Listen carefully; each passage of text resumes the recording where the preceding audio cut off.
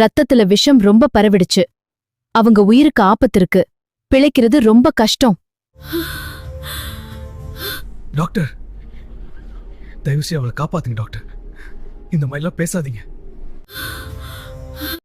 Doctor. தயவுசெய்து அவளை காப்பாத்துங்க டாக்டர். எவ்வளவு பணம் கேட்டாலும் தரோம், ஆனா அவளை காப்பாத்திடுங்க ப்ளீஸ்.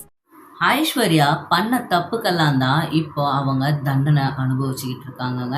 ஸோ ஐஸ்வர்யா என்னடா அப்படி தப்பு பண்ணிட்டாங்கன்னு கேட்டிங்கன்னா, ஒரே ஒரு தப்பு தான். கல்யாணமான ஒரு ஆம்பளைய நம்மளுக்கு புருஷனாக ஆக்கிக்கணும்னு நினச்சது தான் ரொம்ப பெரிய தப்பு. ஸோ இப்போ அதனால அந்த குழந்தையவும் பார்த்துக்க முடியாமல் இருந்தாலும் குழந்தை மேலே அவங்க பாசம் காட்டுற மாதிரி ஒரு நாடகத்தை போட்டுக்கிட்டு, அவங்க உண்மையாகவே பாசத்தை காட்டுறாங்க தான், இருந்தாலுமே அவங்க பண்ணுறது அப்படி தாங்க இருக்குது. சேதுவை எப்படியாவது அவங்க பக்கம் இழுத்துக்கணும்னு தான் இந்த லெவலுக்கு அவங்க ஆட்டம் ஆடிக்கிட்டு இருக்காங்க. சரி, இது ஓகே.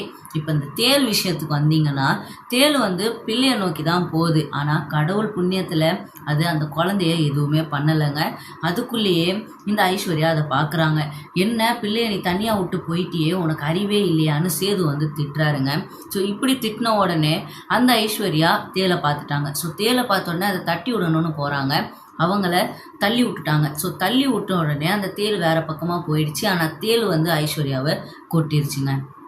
ஸோ இப்படி ஐஸ்வர்யாவை கொட்டின உடனே அவள் ஒரே செகண்டில் மயங்கி விழுந்துட்டாங்க. ஸோ மயங்கி விழுந்ததுக்கப்புறமா சேது என்னாச்சு ஏதாச்சுன்னு தெரியாமல் அங்கேயே நின்று புலம்பிக்கிட்டு இருக்காரு.